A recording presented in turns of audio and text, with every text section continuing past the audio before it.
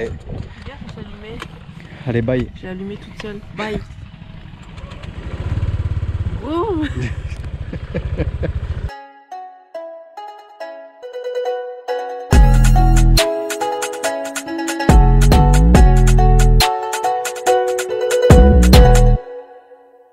Coucou, hello.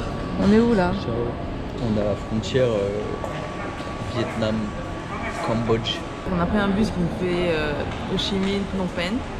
Et donc là, on est à la frontière, la troisième frontière terrestre. Donc là, comme Bolivie, Brésil, donc on attend du coup l'autorisation de sortie pour le Vietnam. Après, on va faire l'autorisation d'entrée au Cambodge. Et une fois ça fait, ben, on sera arrivé au Cambodge officiellement. C'est avec émotion qu'on repasse encore en frontière. Moi personnellement, ça me fait bizarre de penser. Ouais, ça me rappelle des souvenirs.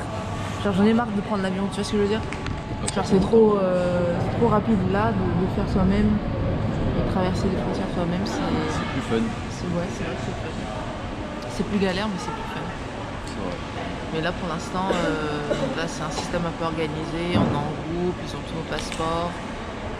Ils vous prennent un peu de thunes sur la route pour faire passer le truc plus rapidement. Mais au moins c'est fait et du coup on attend juste qu'on nous appelle pour passer. Voilà. Salut, du coup on est à Phnom Penh. Là on va se balader sur le Riverside. Donc le long du Mekong je crois. Sur l'appli on a pris tu peux prendre des tuk-tuk ici. Ça c'est très cool. Voilà, le trajet nous coûte 1 €. Et voilà, hein, c'est sympathique. Ça change un peu des taxis et des motos. Ouais, mais ça klaxonne moins, c'est trop bien. Moins de trafic et tu te fais moins aborder par les taxis parce qu'ils sont tous sur Grab en fait. C'est très agréable. Après il y a beaucoup moins de choses à faire, c'est plus petit. Historiquement parlant, il y a moins de trucs, mais c'est pas mal. C'est une bonne petite étape sympa, je trouve. Voilà, notre chambre d'hôtel avec le petit balcon qui va bien. Monte la machine à laver. C'est pas là, c'est là. Petite machine à laver de type gratuite. Quand vous voyagez sur du long cours, ça fait la diff. On sort de la chambre d'hôtel pour vous montrer la pistoche. Allez, c'est parti. On va voir la piscine. Oh, elle est jolie. Et non, c'est pas celle-là.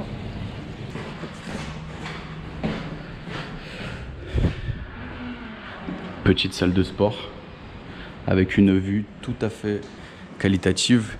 On a choisi cet établissement exprès parce qu'il y a des salles. Parce qu'il y avait une salle de sport, ouais. Autant vous dire qu'on n'en a pas vu la couleur.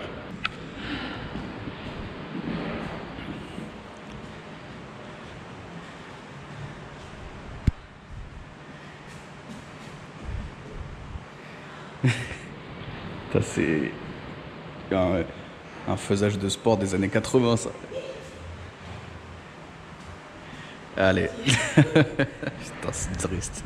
Salle de sport incroyable et on va voir la piscine.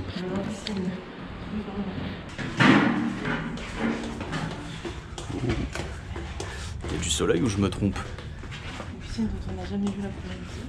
Ouais. Maintenant on fait des piscines, on va même pas en profiter alors que regardez la piscine. Je pense que c'est la piscine la plus incroyable qu'on ait eue de ce voyage. Regardez-moi ça. Elle fait tout le tour de l'immeuble. C'est pas incroyable ça.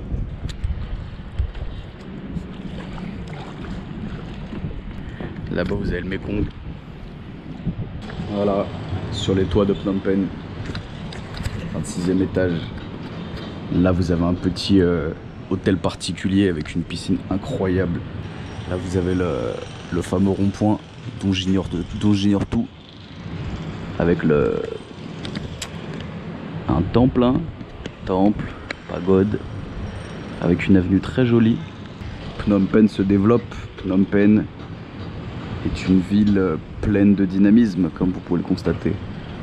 Bienvenue à Phnom Penh, capitale du Cambodia. On est de retour pour vous jouer des mauvais tours. Et là on est dans un bâtiment dont j'ignore absolument tout. C'est un bâtiment à première vue officiel de type religieux. Et voilà, c'est sympathique. Que ça se visite d'ailleurs. Est-ce qu'on me proposerait à Tif Tif? Ah mais t'as mis un short, ah ouais bah c'est bon, pas de temple du coup pour nous aujourd'hui. Quoi? T'as mis un short, pas de temple. T'as mis un short. Moi je suis un garçon, c'est pas pareil, j'ai le droit. Pareil, hein, de respect. Hein. Bon bah du coup pas de temple aujourd'hui. Et ça c'est le monument avec quelqu'un d'important. La statue de... On connaît absolument rien, voilà, je sais pas. Il y a quelqu'un d'important dedans, je crois que c'est Sihanouk, ancien roi du Cambodge. À vérifier, on va aller se rapprocher, on va voir. Là on est devant le monument de l'indépendance du Cambodge. C'est un rond-point assez impressionnant, donc voilà, je trouve ça très beau. Le monsieur très gentil m'a dit que je pouvais pas trop monter, donc voilà, je pouvais me mettre ici. Donc on enjoy. Et elle est où Tiffany?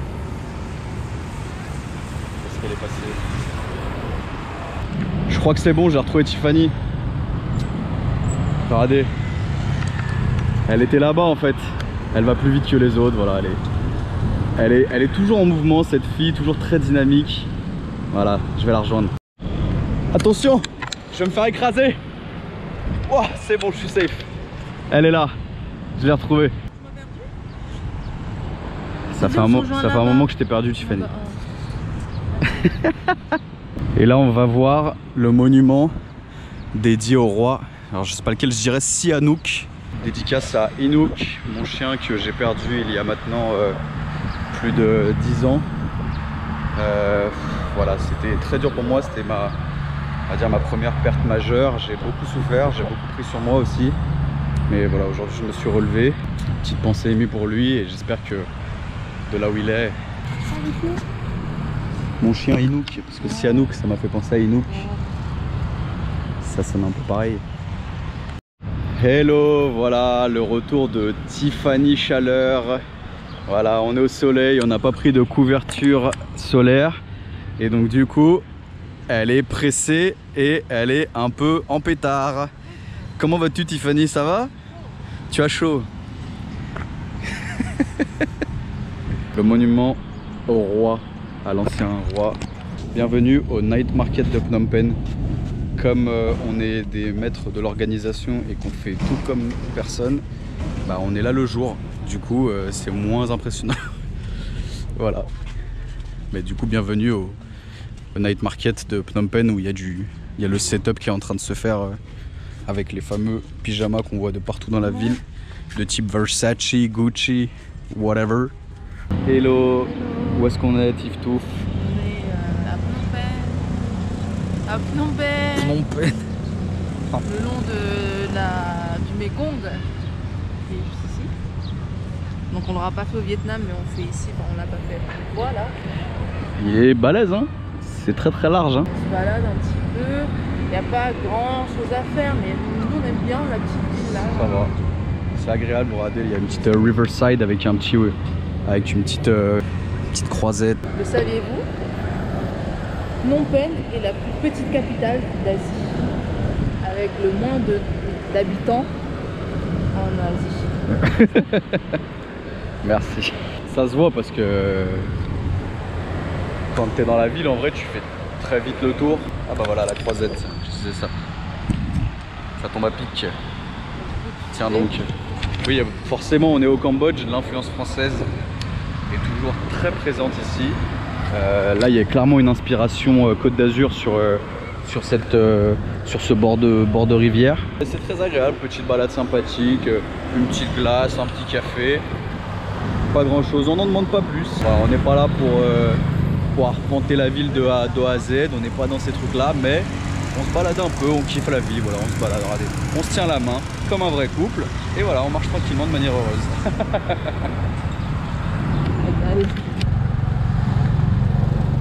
Fais la reine d'Angleterre qui est dans son carrosse, genre, tu fais.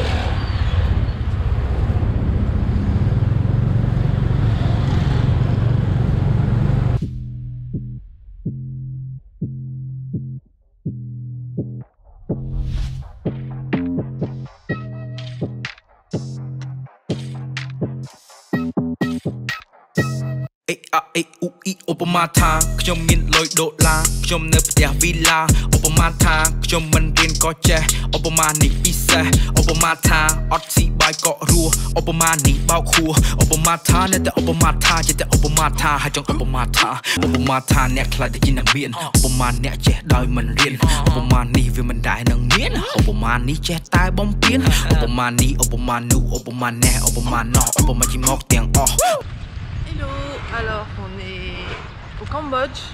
On n'a pas trop filmé quand on est à Phnom Penh, on a fait le musée du génocide Khmer Rouge, le Tuol Sleng. Et franchement je le recommande, hein.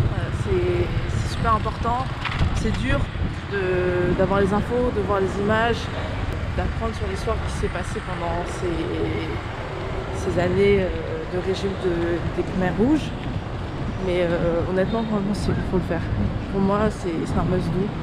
Et du coup, là, on vient d'arriver à Kampot. Donc c'est genre à 3-4 heures max de Phnom Penh. Kampot, qui est la ville du... Poivre. Durian. Voilà, le poivre de Kampot, mais pas que en fait. Le durian. Le durian, voilà, c'est une ville qui produit beaucoup de durian, connue pour son durian, mais aussi pour son poivre. Donc on vient ici pour quelques jours, on va voir si on reste plus longtemps, mais on va voir ce que ça donne, tout ce qui est plantation de poivre, etc. On va essayer de manger du durian aussi. Tu vas essayer. Enfin, Ça va. Depuis le temps qu'on est dans ces pays-là, on n'a pas mangé une seule fois du durian, il faut qu'on le fasse. On n'est pas obligé de tout manger, ça. Il y avait des scorpions, t'as pas mangé les scorpions? Pas encore. On va à l'hôtel là, à l'hostel. Aujourd'hui c'est dorme. Ça fait longtemps, hein, les dormes. Ça fait bien longtemps, hein. Ça fait longtemps, hein. Oh là là. On est des very backpackers now. Backpack. Non, faut pas dire ça.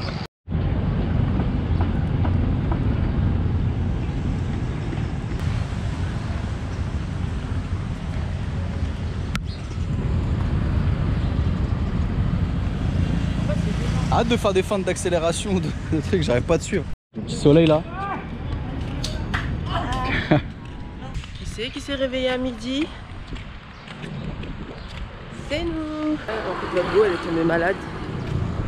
Il fait 35 degrés, mais votre go elle est tombée malade. Voilà, comme Samy il me soutient dans tout ce que je fais.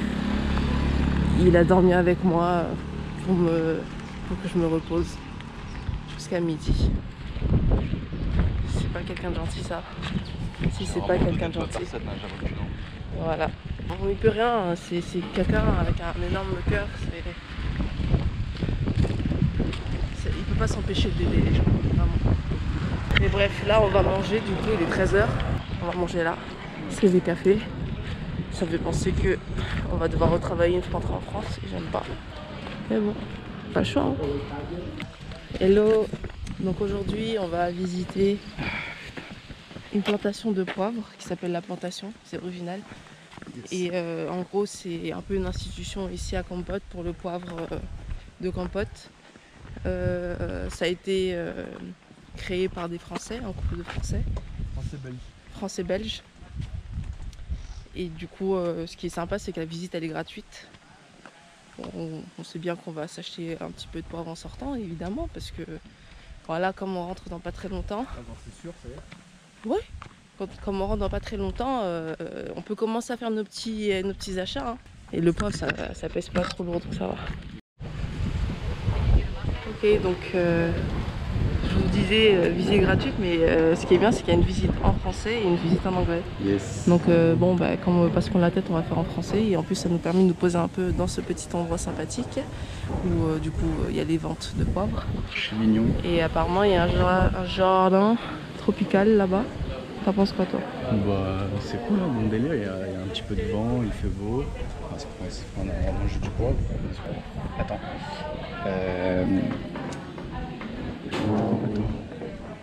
Attends, j'ai réfléchi à un truc. Oula. Oula, c'est là. Attends, comment on dit déjà combien ça coûte? Hein? Ah ouais, attends. Attends, on va refaire. Donc ouais, là où pouvez acheter du poivre et tout. Comme ça, au Chine. Ouh, c'est laf, hein. On forme petit à petit, écoutez, c'est pas encore... on n'y est pas encore, mais ça va arriver. Il va rentrer en France, on va faire un voyage à Madagascar plus tard. Et il aura une conversation normale avec un gars.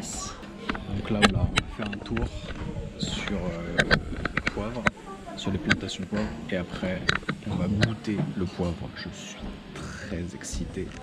On va voir le poivre, on va goûter le poivre, on va acheter le poivre. Je vous laisserai faire passer les assiettes. C'est le numéro 3, celui-là. Il sera relevé surtout en forme de bouche. Sucré au début.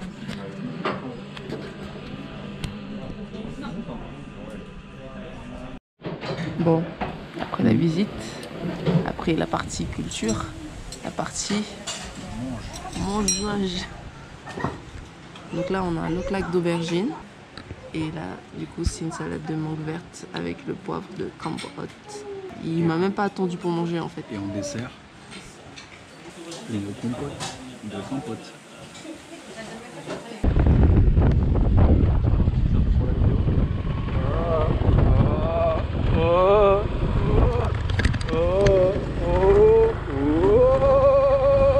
Hello! Donc on est à scooter et comme vous voyez c'est super poussiéreux. Donc on est obligé de mettre un masque et des lunettes parce qu'en fait sinon on voit rien, on fait un accident et on veut pas d'accident. Mais c'est sympathique, franchement moi j'aime bien hein. C'est cool. On est où? Hello, on est au lac. Yeah. Je crois que ça s'appelle le lac secret parce que après le régime des Khmers rouges en 1960 jusqu'à 1979, si je ne me trompe pas, on n'en connaissait pas l'existence. C'est-à-dire que c'était un lac où ils ont tué pas mal de monde et où ils ont laissé les corps. Après la chute du régime Khmer rouge, ils ont découvert ce lac et ils ont découvert avec effroi le nombre de victimes qui ont été balancées, malheureusement. Par exemple, c'est ce qu'on a vu au musée du génocide Khmer rouge à Tuol Sleng à Phnom Penh. Personne ne savait ce qui s'y passait. C'est-à-dire que personne ne savait qu'en fait c'était devenu une espèce de prison de torture et de meurtre jusqu'à la fin des Khmers rouges. C'est après qu'on a découvert qu'en fait cette école, cet établissement qui était à l'époque une école ou un lycée, était devenu une prison et un centre de torture pour l'Ankar. C'est macabre de ouf. En fait c'est un peu ma crainte depuis que je suis au Cambodge, c'est de tomber sur des endroits où il y a eu des gens qui ont été tués. Et c'est triste, hein. Mais c'est la réalité, hein. C'était comme ça. Donc voilà, on peut pas venir dans ce pays et effacer ce qui s'est passé, quoi. Parce que c'est mon avis. Hein. Je suis d'accord. Allez. Bien, je suis allumée. Allez, bye. J'ai allumé toute seule. Bye. Boum. Boum, boum. Poussez-vous. Allez. Là on est en ruralité totale hein. Mais le train passe.